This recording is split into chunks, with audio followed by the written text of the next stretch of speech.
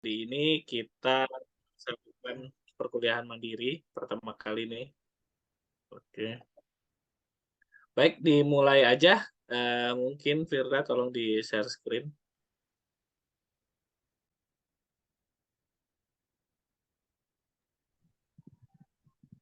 Ya, Sudah muncul? sudah. Baik. Ya, Assalamualaikum warahmatullahi wabarakatuh. Waalaikumsalam warahmatullahi wabarakatuh. Perkenankan saya saya dan Firdas untuk mempresentasikan materi 8 dengan judul Sistem Moneter Internasional dalam mata kuliah Perekonomian Internasional dengan dosen pengampu Ibu Hani Ari Rahmani MPD. Baik, slide selanjutnya, Fir.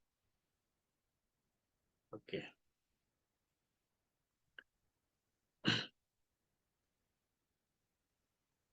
Digeser, Fir, bisa?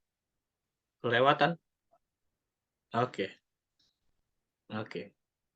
Ya, pengertian sistem moneter internasional. Sistem moneter internasional adalah suatu sistem pengaturan atau kesepakatan formal antar negara terkait nilai tukar dari masing-masing mata uang negara di dunia terhadap mata uang lainnya. Jadi sederhananya, sistem moneter ini berhubungan dengan nilai mata uang dan perbandingannya. Sistem moneter internasional menunjukkan seperangkat kebijakan, institusi, praktek, peraturan, dan mekanisme yang menentukan tingkat di mana suatu mata uang ditukarkan dengan mata uang lain. Mengutip dari Shapiro dalam bukunya terbitan tahun 1992. Next, Fir. Perkembangan sistem moneter internasional. Sebenarnya perkembangan sistem moneter internasional bisa ditarik mundur lebih jauh lagi, tapi saya coba rangkum dalam 4 fase, yaitu fase pertama, fase sebelum Perang Dunia, fase selanjutnya masa Perang Dunia, dan pasca Perang Dunia, terakhir adalah moneter saat ini atau setelah perjanjian Jamaika. Oke, next, Fir. Untuk fase perang dunia. Jadi fase perang dunia maksudnya ini adalah saya mencoba mengutip di era 1875 ya. Sebelumnya sudah ada, tapi jadi sejak zaman Babilonia itu kita sudah mengenal pertukaran dan sudah mengenal emas sebenarnya. Itu sudah ada sejak zaman Babilonia. Tapi ketika berbicara kenegaraan, institusi negara secara modern, kita baru mulai mengutipnya di 1875. Jadi dikenal juga dengan zaman emas, di mana zaman emas itu digunakan sebagai media untuk menyimpan kekayaan, tukar-menukar, dan alat untuk mengukur suatu benda karena kemudahannya untuk diperiksa kemurniannya dan kelangkaan. Jadi penggunaan emas sebagai standar alat tukar, ya ini standar emas pada dasarnya menetapkan nilai tukar mata uang negara berdasarkan emas.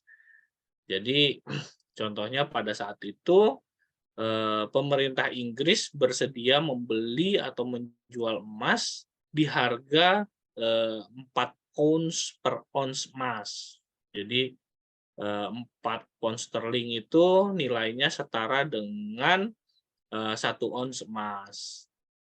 Pada saat itu juga di Amerika bersedia membeli atau menjual emas di harga $20 per ounce emas. Sehingga konversinya menjadi nilai kurs dolar dan pound sterling itu adalah nilai dolar dibagi dengan pound sterling berarti setara dengan $4,867 per 1 pound sterlingnya. Jadi tinggal dibalik kalau butuh dolar, $10 misalnya, berarti kurang lebih dia tukar dengan 2 pound sterling gitu. Atau ketika dia mau $4, ya tinggal dia tukar dengan pound sterling berapa, atau ya kebalikannya, sama seperti rupiah dengan dolar misalnya. Saat ini 15.000, kita harus setara dengan nilai $1. Itu perbandingannya. Jadi, nah, selanjutnya, Fir. Oke, selanjutnya adalah masa perang. Masa perang ini ketika Perang Dunia Pertama pecah di tahun 1914, sistem yang sebelumnya, sistem standar emas itu berhenti berfungsi karena perekonomian global terpecah-pecah menjadi satuan kecil, unit-unit perekonomian nasional. Artinya pada saat itu negara hanya berpikir untuk negaranya sendiri. Jika dilihat kondisinya mungkin hampir mirip dengan kejadian COVID. Nah, jadi kejadian COVID kemarin itu terjadi resesi karena negara berupaya mencukupi kebutuhan dirinya dulu, karena karena gejolak internasionalnya kurang kebaca. Nah, jadi ketika Perang Dunia Pertama kemarin, sistem pertukaran itu jadi berhenti berfungsi karena masing-masing negara tidak mau gitu, tidak mau diukur dengan dolar dengan emas sekian nggak mau, udah pokoknya mikirin dirinya sendiri. Itu sehingga akhirnya perkembangan harga, kesempatan kerja, dan aktivitas ekonomi lainnya pada umumnya bergerak sendiri-sendiri dengan perbedaan yang cukup besar antar satu negara dengan negara lainnya. Nah, selama masa Perang Dunia tersebut, terutama pada masa depresi besar di tahun 1929 hingga awal 1940-an, hampir semua negara di dunia mempraktekkan sistem pengawasan devisa, kebijakan proteksionisme, dan terutama beggar the neighbor policy, atau kebijakan merampok tetangga sendiri gitu. Artinya biarin aja yang lain susah, yang penting gua enggak gitu. Ego kayak gitu.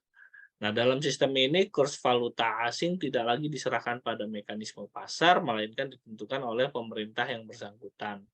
Penggunaan valuta asing juga tidak lagi bebas dan ditentukan oleh pemerintah melalui prosedur exchange quota. Jadi dia, gue butuhnya berapa ya, gitu. Jadi pada saat itu negara dalam kondisi perang, jadi agar stabilisasi dalam negerinya ini terjaga, mereka melakukan pertukaran itu sesuai dengan kebutuhannya.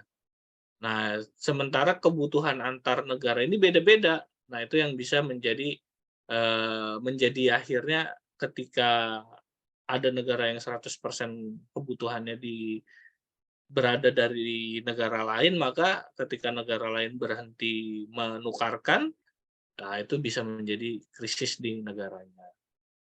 Oke, selanjutnya, Fir.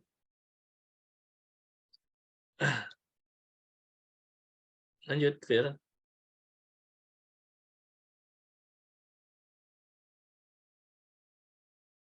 Bisa beri? Oke, sip. Ya, selanjutnya adalah masa Perang Dunia pasca. Oke, selanjutnya masa pasca Perang Dunia atau rezim Bretton Woods dari tahun 1944 sampai dengan 1975. Jadi pada Juli tahun 1944 di daerah Bretton Woods, Hampshire di Amerika Serikat, ada lebih dari 700 orang dari 45 negara menghadiri konferensi tersebut dan menghasilkan sistem Bretton Woods. Ringkasnya, rezim Bretton Woods ini memiliki 3 fitur penting, antara lain yaitu metode nilai tukar tetap fixed exchange rate. Dan kedua adalah US dollar atau USD itu menggantikan standar emas dan menjadikan mata uang cadangan utama. Nah, ini maka kenapa saya katakan presentasi kali ini yang paling vital dan paling penting ya, karena kaitannya di sini. Ini yang mengubah sistem tatanan dunia dan saat ini sedang ditantang oleh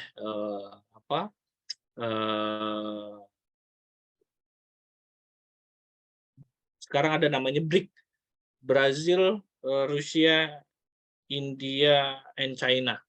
Sebentar lagi Saudi juga akan bergabung di situ kalau nggak salah.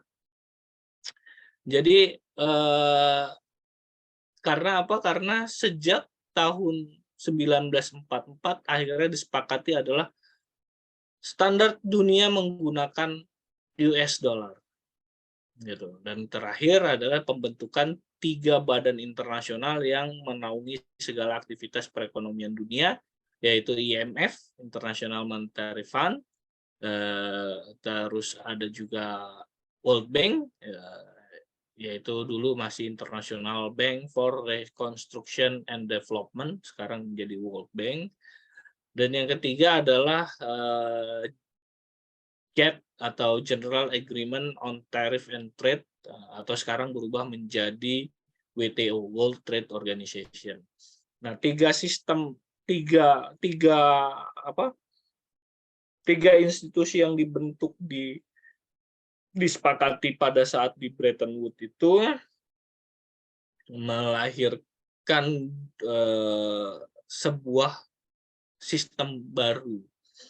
Alasannya yang paling utama adalah bahwasannya emas itu terbatas. Jika semua negara memiliki cadangan emas, maka nanti akan menjadi sulit bagi negara-negara. Jadi lebih baik emasnya dikumpulin di satu pintu di Amerika, nanti Amerika yang akan membuatkan dolarnya dengan di backup dengan emas. Nah, jadi baru negara-negara asing menggunakan dolar Amerika sebagai transaksi mereka atau sebagai backup kekuatan di negaranya masing-masing. Jadi negara selain Amerika nggak perlu membackup mata uangnya dengan dolar, dengan emas, tapi bisa membackup mata uangnya dengan dolar. Karena apa? Karena dolar Amerika sudah di backup oleh emas. Maksudnya bagaimana? Maksudnya setiap nilai uang yang beredar di Amerika, maka pemerintah Amerika harus menyediakan emas di dalam cadangan reserve-nya, cadangan federalnya atau lembaga penerbit dolarnya itu, Federal Reserve itu, setiap 1 ons emas itu mewakili 35 US dollar. Artinya kalau Amerika mencetak uang sebanyak 1 juta, berarti dia harus punya 35 juta, berarti dia harus punya 1 juta ons emas gitu. 1 juta ons berarti kan sekitar 1.000 kilo. Itu seperti itu. Nah, jadi pada saat itu maka disepakatilah rezim Bretton Woods itu dikenal dengan Gold Dollar Standard System atau dolar yang distandarkan dengan emas, sistem dolar yang distandarkan emas. Oke, selanjutnya, Fir.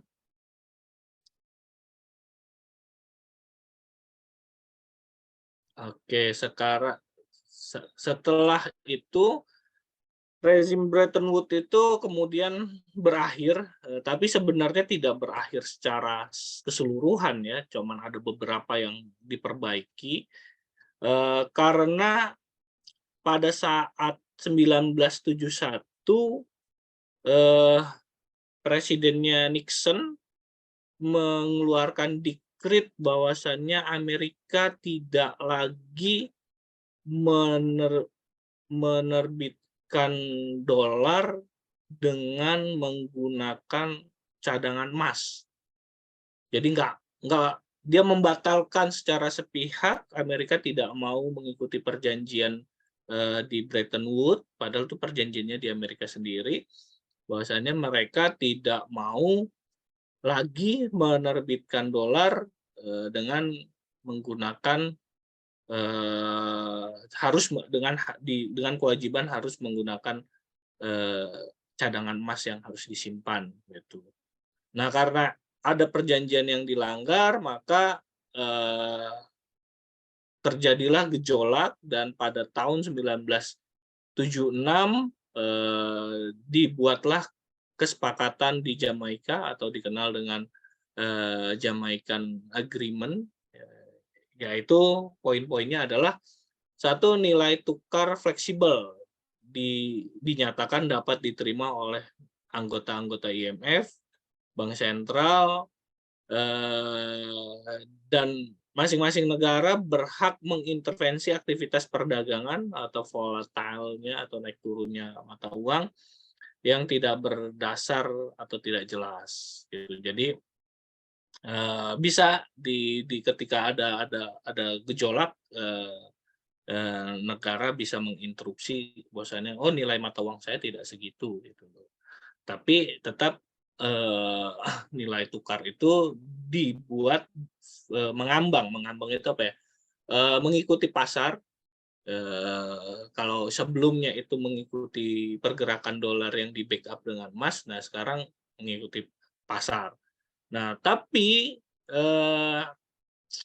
poin kedua adalah emas sudah bukan lagi cadangan internasional lagi, gitu. Jadi separuh stok emas yang kemarin dicetak di US, emas itu yang dikumpul di Amerika itu dikembalikan atau dijual karena Amerika udah nggak pakai emas, gitu. Tapi ada ketentuan juga tetap di dalam pembuatan namanya apa ya? Ketentuan kolateral, ketentuan pencetakan uang negara-negara di dunia itu wajib membuat atau mencetak mata uangnya itu dengan memiliki simpanan di negaranya itu berupa dolar atau emas. Gitu. Jadi tetap dolar tetap dianggap dan emas tetap dianggap. Gitu. Tapi nilai tukar antar negara itu bisa volatile juga. Gitu. Tujuannya apa? Ketika misalnya nilai rupiah anjlok misalnya dan cadangan dolarnya dia banyak, dia bisa menjual dolar dia ke negara yang membuat rupiah jatuh dengan dia beli rupiah sebanyak-banyaknya gitu. Itu kurang lebih seperti itu ya. Nah, nanti kita kalau tanya jawab kita bisa lebih lanjut lagi. Terus yang ketiga adalah negara non penghasil dan pengekspor minyak dan negara-negara miskin akan mendapatkan akses kepada IMF yang lebih besar. Artinya boleh nih negara miskin minjem ke IMF, sementara negara peminjam, tetapi negara peminjam harus mengikuti saran pembangunan dari IMF. Gitu. Oke, selanjutnya Phil.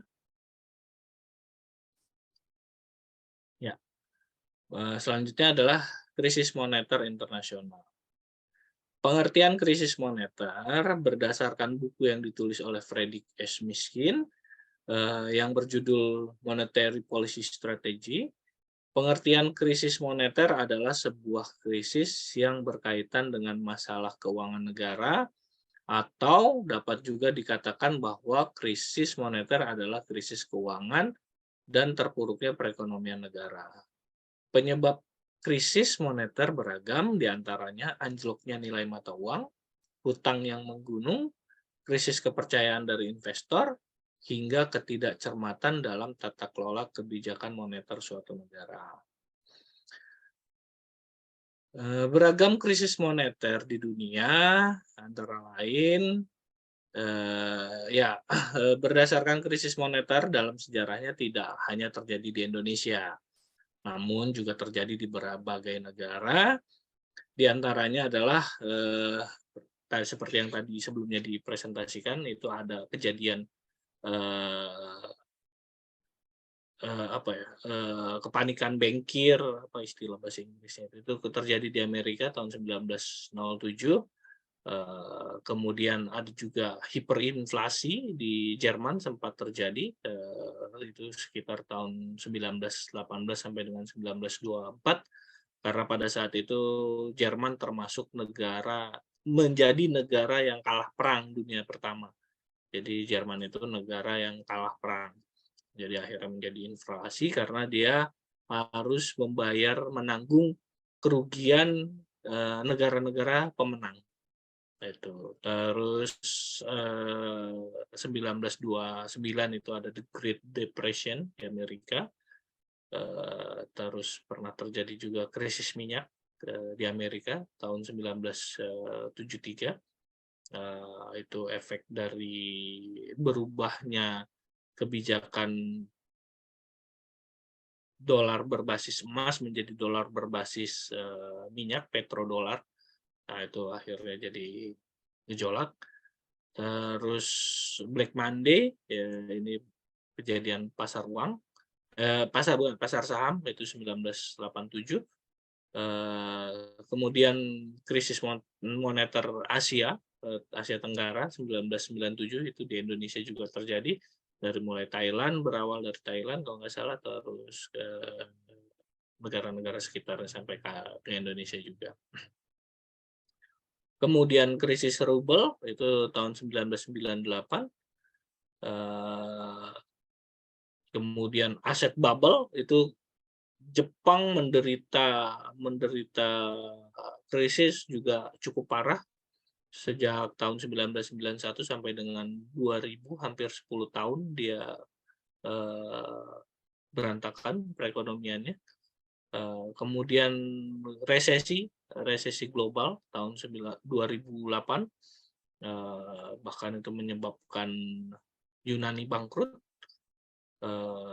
Itu menyambung ke hutang Eropa di 2009 yang menyebabkan beberapa negara di Eropa yang mengalami kebangkrutan seperti Yunani. Mungkin itu macam-macam krisis yang terjadi, bukan hanya di Indonesia. Slide selanjutnya, Fir. Oke. Selanjutnya, Fir. Itu udah tadi saya jelasin ternyata. Lanjut lagi, Fir, kesimpulan. Oke, kesimpulannya. Ya, kesimpulannya adalah sistem moneter internasional adalah suatu sistem pengaturan atau kesepakatan formal antar negara terkait nilai tukar dari masing-masing mata uang negara dunia terhadap mata uang lainnya. Perkembangan sistem moneter internasional dibagi sejak era Perang Dunia Pertama, di mana kala itu negara-negara di dunia menetapkan nilai mata uang negaranya berdasarkan emas. Kemudian ketika Perang Dunia Pertama pecah pada tahun 1914, sistem gold standar berhenti berfungsi. Perekonomian global terpecah-pecah menjadi satuan kecil unit perekonomian nasional. Next, Fir.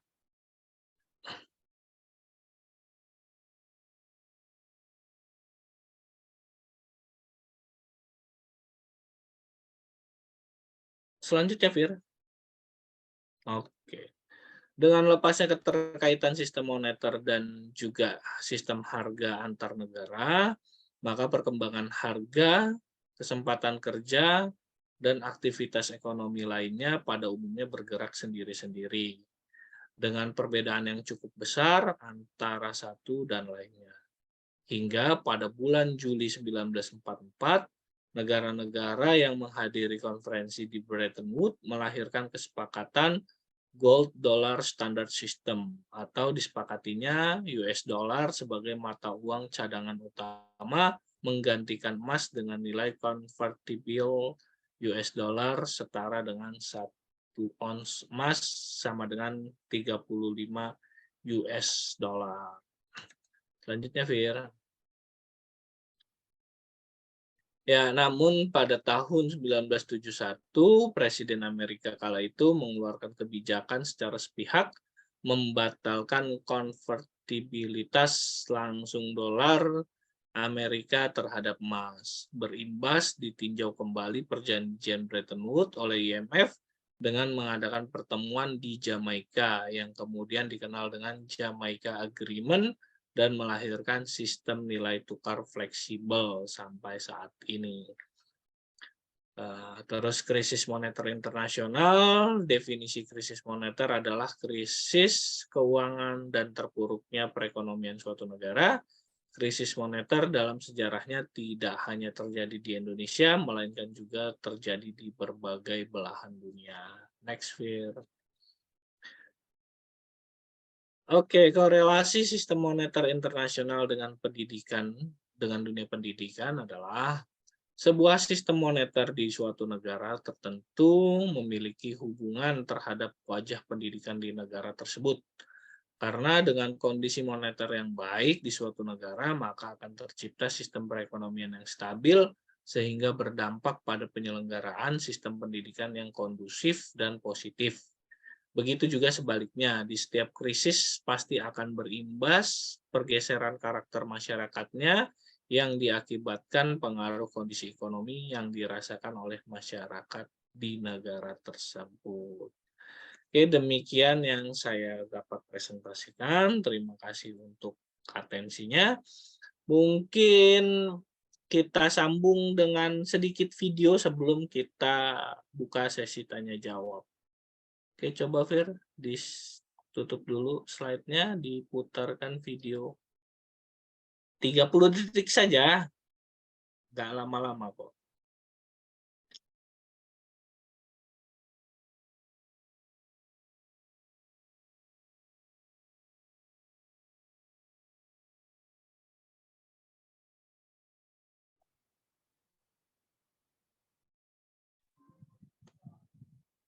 Udah muncul belum videonya? Belum. Buka dulu videonya, baru di-share.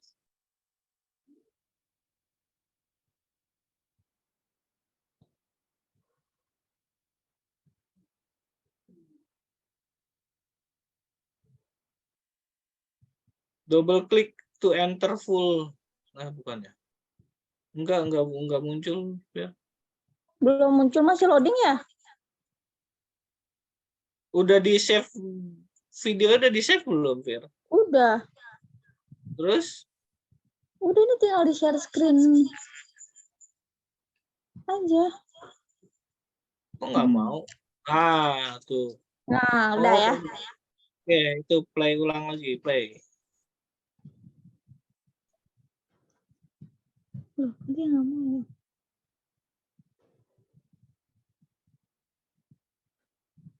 Kok nggak open dulu aja? Tuh. Nah, udah dah. Ulang, Pak. Coba dari ulang, Fir. Dari ulang.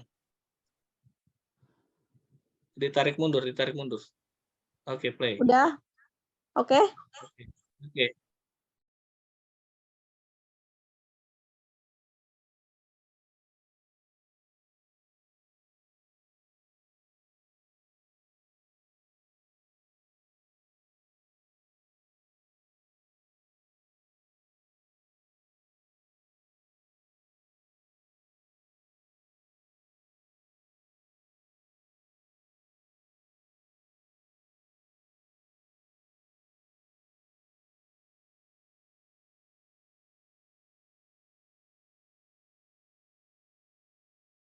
Oke.